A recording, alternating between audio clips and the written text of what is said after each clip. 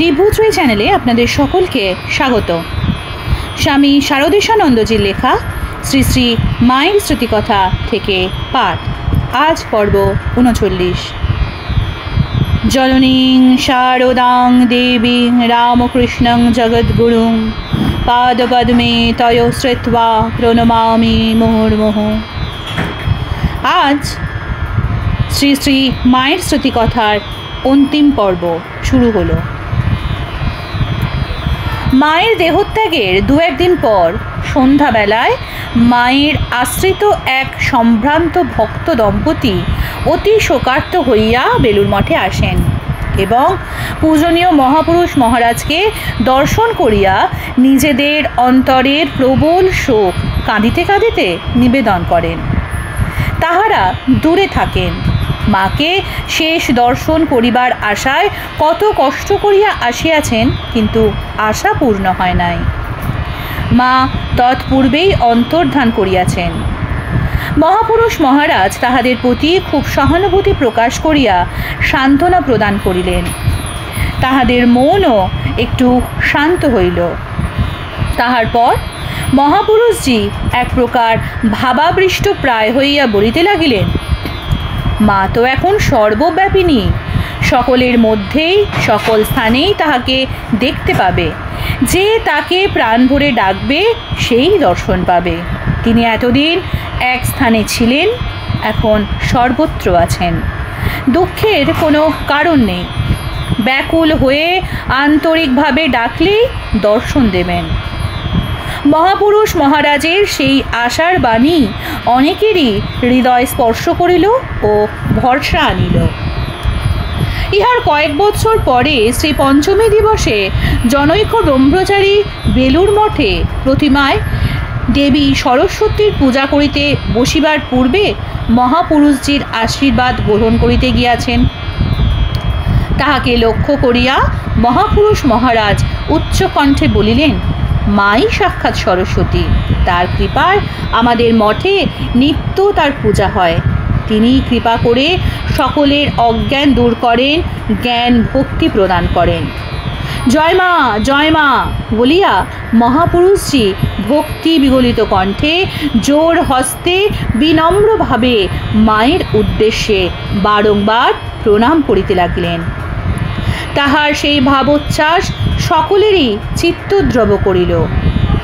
মায়ের জনৈক সন্তান তথা স্বামী শারদেশানন্দ মা সাক্ষাৎ সরস্বতী শুনিয়া অতি পুলকিত হইয়াছেন। তাহার অন্তরের একটি পুরাতন স্মৃতি জাগরুক হইয়াছে।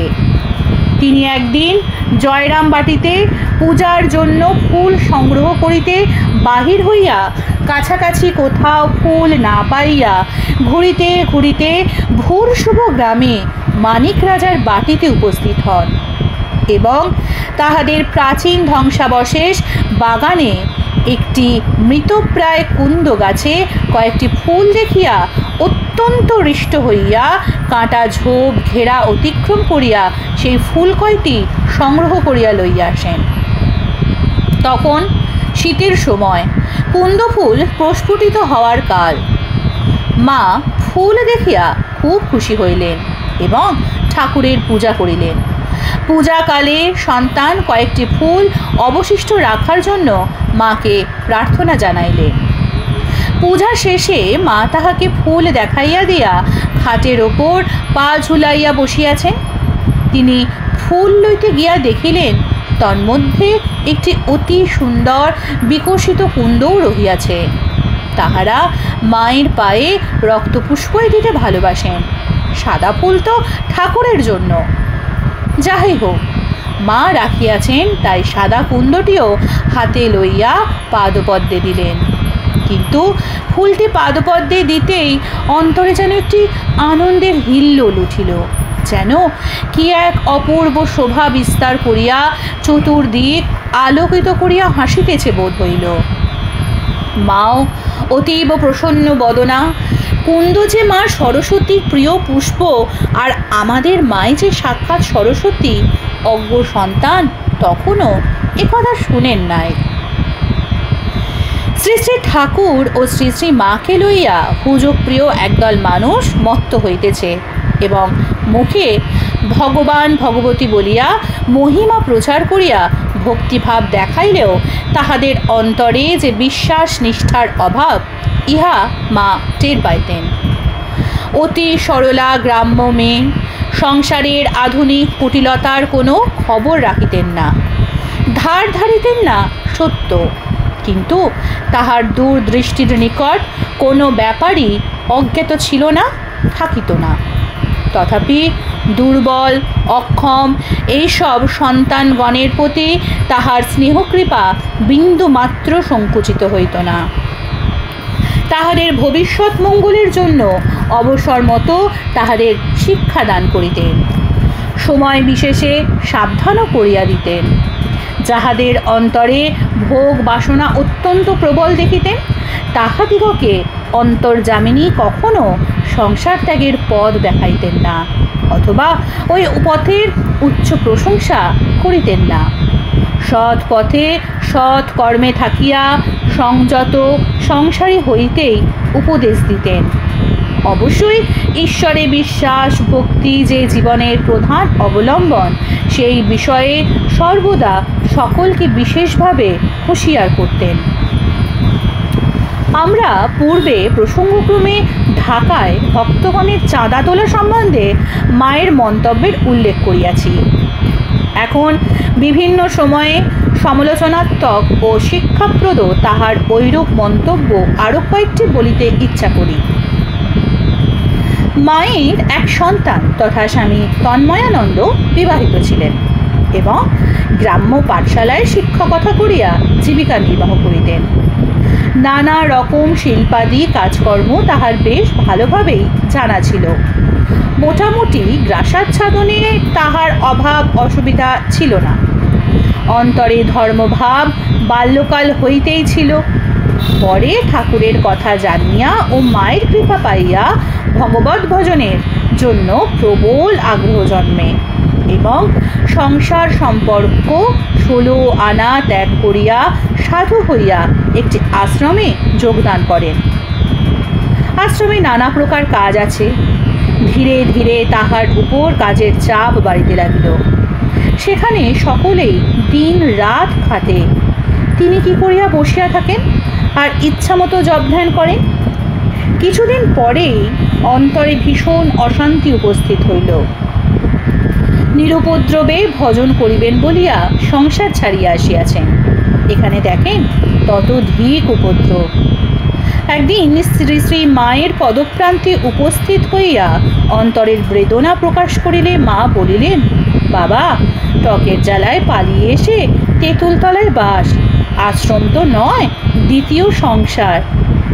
মা তাহাকে শ্রী শ্রী ঠাকুরকে স্মরণ করিয়া সব সহ্য করিয়া যাইবার জন্য বুঝাইয়া বলিলেন, আন্তরিক ভজনের আগ্রহ থাকিলে ঠাকুর সময়ে সব যোগাযোগ করিয়া দিবেন। বাস্তবিকই অল্পদিন পরেই তাহার কাশীতে থাকার সুবিধা হয় ও তাহার পর বহুদিন উত্তরাখণ্ডে বাস করিয়া ভজনে কালাতি পাঠ করিয়া পরম আনন্দিত হন। আশ্রমের কর্মীরা সর্ববিষয়ে তাহার নির্দেশ 16 আনা মানিয়া চলিতে চাহে না দেখিয়া জনৈক আশ্রমাধ্যক্ষ তথা স্বামী কেশবানন্দ মাকে ধরিয়া বসিলেন। আশ্রমের কর্মীরা সকলেই মায়ের আশ্রিত এবং মায়ের আদেশ পালনে সতত তৎপর। তিনি ভাবিলেন, মা আদেশ করিলে তাহারা সকলেই বিনা আপত্তিতে তাহার আদেশ পালন করিবে। মা তাহাকে খুব ভালোবাসেন, তাহার উপর বিশ্বাস ভরসা রাখেন এবং তাহার বুদ্ধিমত্তা ও কর্মশক্তিরও খুব প্রশংসা করেন। কাজেই তাহার মনে ধারণা ছিল মা তাহার অনুরোধ মতো সকলকে তাহার অধীন হইয়া থাকিতে ও সকল বিষয়ে তাহার আজ্ঞা পালন করিতে বলিবেন। কিন্তু মা তাহার প্রস্তাবে কিছুতেই সম্মত হইলেন না। তিনি দৃঢ়ভাবে তাহার অনুরোধ প্রত্যাখ্যান করিয়া বুঝাইয়া বলিলেন, ছেলেরা সাধু হয়েছে, ভগবানকে ডাকবে, নিজের জীবন সার্থক করবে। আশ্রমের কাজকর্ম তো যথাসাধ্য করছেই, করবেও। তাদের বয়স হয়েছে, বুদ্ধি বিবেচনা হয়েছে, নিজের ভালো মন্দ সুখ সুবিধা বুঝে তারা স্বাধীনভাবে চলতে চাইলে তাতে তুমি বাধা দিয়ে কিছু বলতে পারবে না। আর বাধা দিলেও নিজের কষ্ট অসুবিধা বরণ করে কেউ চিরকাল পরের অধীন হয়ে থাকতে পারে না। তোমার কাজের অসুবিধা হলে তোমাকেই তাদের বুঝিয়ে বলতে হবে। তারা বরাবর তোমার কথা শুনে আসছে, এখনো শুনবে। ভালোবাসায় সব কিছু হয়, জোর করে কায়দায় ফেলে কাউকে দিয়ে কিছু করানো যায় না। অধ্যক্ষ কিন্তু মায়ের কথা শুনিয়াও নিজের কর্তৃত্ব বুদ্ধি কমাইতে পারিলেন না। বুদ্ধি বলে ফলে কৌশলে সকলের নিকট কাজ আদায়ের চেষ্টার ফলে অল্পকাল পরে বিচ্ছেদ ঘটিতে লাগিল।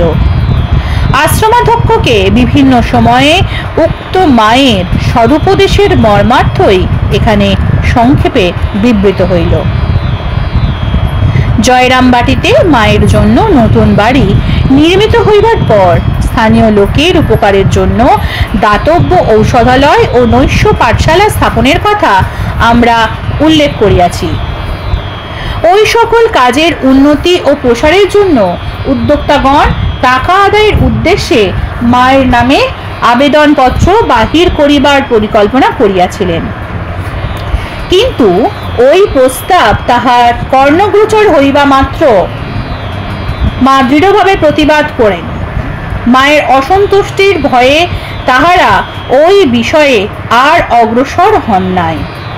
মা জানিতেন তাহার প্রিয় সন্তান ললিতবাবু বহু পরিশ্রমে ও কষ্টে উক্ত ঔষধালয় ও পাঠশালার জন্য অর্থ ও জিনিসপত্র জোগাড় করিয়া দেন, যাহাতে ওই সকলের যথাযথ সদ্ব্যবহার হয়, কোনো প্রকারে অপচয় না ঘটে। এ বিষয়ে মার সতর্ক দৃষ্টি ছিল। যুদ্ধের সময় ঔষধ ও স্পিরিট দুর্মূল্য, সংগ্রহ করাও কঠিন। বাতের জন্য মায়ের হাঁটুতে একটু স্পিরিট মালিশ করিলে সাময়িকভাবে বেদনার উপশম বোধ হইত। একজন সন্তান মধ্যে মধ্যে 2-4 দিন এইভাবে স্পিরিট মালিশ করিয়া দিলে মা করুণ স্বরে বলিলেন, বাবা, ললিত আমার জন্য কত কষ্ট করে ওই সকল সংগ্রহ করে দেয় গরিবদের জন্য। এখন যুদ্ধের জন্য পাওয়া খুবই কঠিন হয়েছে। আমার একটু রসুন সর্ষের তেল গরম করে মালিশ করলেই বেশ আরাম বোধ হয়। এই দামি জিনিস আমার ব্যবহার করতে কষ্ট হয়, এই মালিশ আর করতে হবে না। মা আর স্পিরিট মালিশ করিতে দিলেন না। মায়ের বিচার বিবেচনা ও দূরদর্শিতার কথা চিন্তা করিলে স্তম্ভিত হইতে হয়, বিস্ময়ের অবধি থাকে না।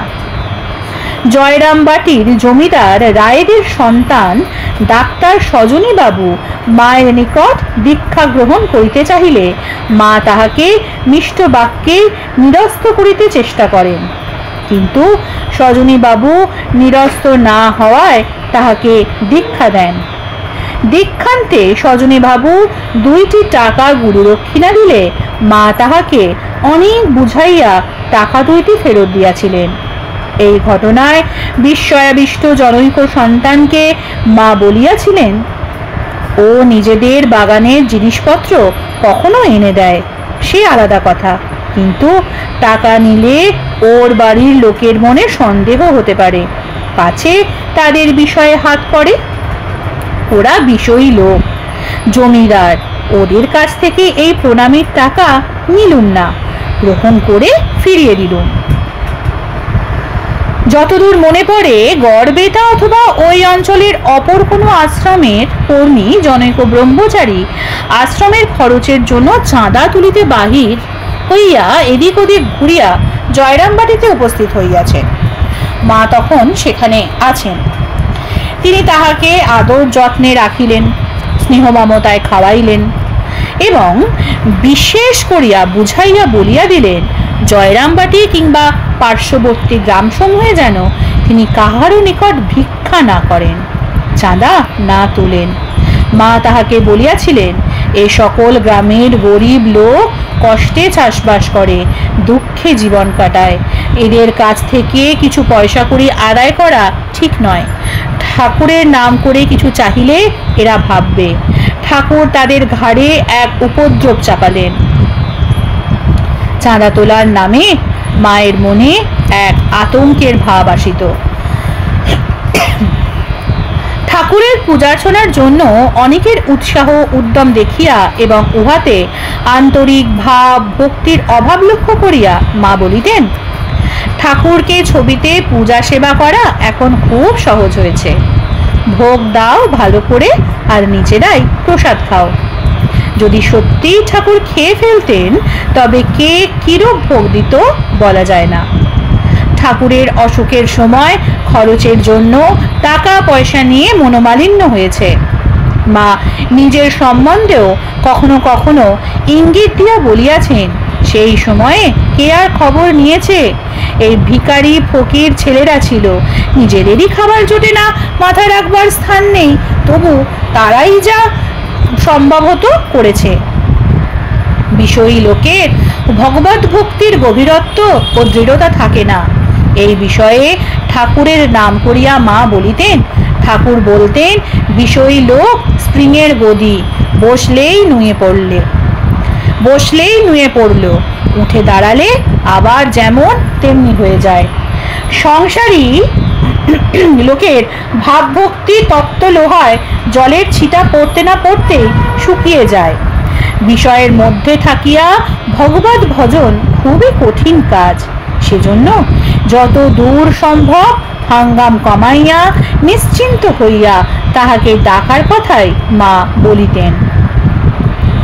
তাহার সন্তানদের মধ্যে কাহারো কাহারো অন্তরে প্রবল ভোগ তৃষ্ণা, খাওয়া পড়ার জিনিসের প্রতি অত্যধিক আকর্ষণ, আর সর্বদা অশান্তি ভোগ দেখিয়া মা দুঃখ পাইতেন। সময় সময় সদুপদেশ দিতেন বটে, কিন্তু ওই সকল ব্যক্তির অন্তরের দুর্বলতা স্পষ্ট দেখিতে পাইয়া দুঃখিত হইলেও নীরব থাকিতেন। জানিতেন উহারা নিজেদের বাঁচাইতে পারিবে না, ভোগ না করিলে উহাদের নিবৃত্তি আসবে না। তাই বাধা দিবার কথা উঠিলে আফসোস করিয়া বলিতেন, অন্তরে ভোগ তৃষ্ণা প্রবল, তাই এমন করছে। তাহার সন্তানদের মধ্যে কেহ কখনো জয়রামবাটিতে তাহার সমীপে বাস করিবার জন্য আগ্রহ প্রকাশ করিলে বলিতেন, আমি এখানে মেয়েদের নিয়ে থাকি, মেয়েদের মধ্যে বেটা ছেলেদের থাকা সুবিধা হবে না। কার্যোপদেশে সময় সময় যে সকল সন্তান সেখানে থাকিতেন, তিনি তাহাদের বাড়ির ভিতরে যখন তখন আসা কিংবা বাড়ির মেয়েদের সঙ্গে মেলামেশা করা পছন্দ করিতেন না।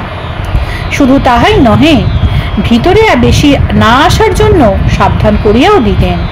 তাহা সত্ত্বেও অসাবধান কাহাকেও বাড়ির ভিতরে অধিক যাতায়াত করিতে দেখিলে তাহাকে স্পষ্টই বলিতেন, ভিতরে মেয়েরা থাকে, সকল সময় তারা কাপড় চোপড় সামলে থাকতে পারে না, কখনো কখনো তারা গা খুলেও বসে।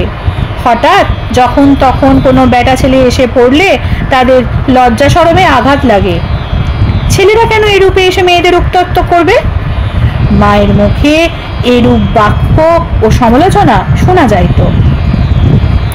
জনৈক সন্তান তথা সত্যকাম মায়ের সাবধান করা সত্ত্বেও কাজের অছিলায় মেয়েদের সঙ্গে ঘনিষ্ঠতা করিয়া শেষে বিপদগ্রস্ত হইয়াছিল। মা পরবর্তীকালে তাহার দুর্বল সন্তানগণকে তাহা স্মরণ করাইয়া দিয়া ভক্ত মেয়েদের সঙ্গেও ঘনিষ্ঠতা করিতে নিষেধ করিতেন, এমনকি তাহার কাছেও অধিকক্ষণ বসিতে দিতেন না। সাধুরা গৃহস্থদের সহিত খুব মিশিলে তাহাদের ত্যাগের ভাব কমিয়া যাইতে পারে। এজন্য কর্মোপদেশে গৃহস্থদের সঙ্গে সাধুরা যত কম থাকেন ততই ভালো। এমনকি গৃহস্থদের নিমন্ত্রণাদিতেও সাধুরা যত কম যান, গৃহস্থের নিকট হইতে জিনিসপত্রাদি যত কম গ্রহণ করেন, ততই নিজেদের মঙ্গল। ইহা মা তাহার সাধু সন্তানদের অন্তরে বদ্ধমূল করিবার চেষ্টা করিতেন। সেজন্য তাহার কোনো কোনো সন্তান তথা স্বামী শারদেশানন্দ পাড়া প্রতিবেশীদের ঘরে, এমনকি মামার বাড়িতেও নিমন্ত্রণাদি স্বীকার না করিলে কিংবা অপর কাহারও কোনো দ্রব্য না খাইলে বা গ্রহণ না করিলে মা দুঃখিত না হইয়া প্রসন্নই হইতেন। তাহার নিকট হইতে গেরুয়া গ্রহণ করিয়া জনৈক ব্রহ্মচারী কিছুকাল পরে উহা ত্যাগ করেন। তৎপূর্বে তিনি আশ্রম ত্যাগ করিয়া গৃহস্থ বাড়িতে অনেক দিন কাটাইয়াছিলেন। মা সেই সাধুর গেরুয়া ত্যাগের কথা শুনিয়া খুব দুঃখিত হইয়া বলিয়াছিলেন, বিষয় লোকের অন্ন খেয়ে খেয়ে ওর বুদ্ধি মলিন হয়ে গেছে, মাটির হাঁড়িতে সিংহের দুধ টেকে না। সংসার ত্যাগ করিয়াও কাম কাঞ্চনাসক্ত ব্যক্তিদের সহিত বেশি সম্পর্ক রাখিলে পতন হওয়া খুবই স্বাভাবিক। এজন্য যত দূর সম্ভব তাহাদের হইতে দূরে ও কঠোরভাবে থাকার প্রশংসা করিতেন। সর্বদাই মায়ের মুখে ত্যাগের ভাবে জীবনযাপনের উচ্চ প্রশংসা শোনা যাইত। এমনকি দৈনন্দিন ব্যবহারেও তিনি যাহাদের অন্তরে ত্যাগের ভাব দেখিতেন তাহাদের ওই পথে উৎসাহিত করিতেন। এক সময়ে জয়রামবাটিতে তাহার কয়েকটি ত্যাগী সন্তান একত্র হন। উহাদের প্রকৃতি বিভিন্ন, কাহারো কাহারো একটু ভালো খাইবার অভ্যাস, কেউ কঠোরতা পছন্দ করিতেন। মা সন্তানদের অন্তর বুঝিতে পারেন, অন্য মেয়েরা তাহা পারে না। কাজেই তাহাদের খাওয়া ও জল খাওয়ার ব্যাপারে কম বেশি করিয়া পরিবেশনাদি করিতে একটু মুশকিল হইত। মা সেই সময়ে সম্মুখে থাকিলে নিঃসংকোচে যাহাকে যেমন দিতে হইবে ঠিক বলিয়া দিতেন। গরমের সময় একদিন বিকালে ছেলেদের কিছু জল খাবার দিতে হইবে, জনৈকা মহিলা ব্যবস্থা করিতেছিলেন। তিনি নিজে ঠিক বুঝিতে না পারিয়া মাকে জিজ্ঞাসা করিলে পর মা কাহাকে কি দিতে হইবে বলিয়া দিয়া দেখাইয়া দিলেন। একটি ছেলেকে তথা স্বামী শারদেশানন্দকে নির্দেশ করিয়া বলিলেন যে উহাকে কিছুই দিতে হইবে না।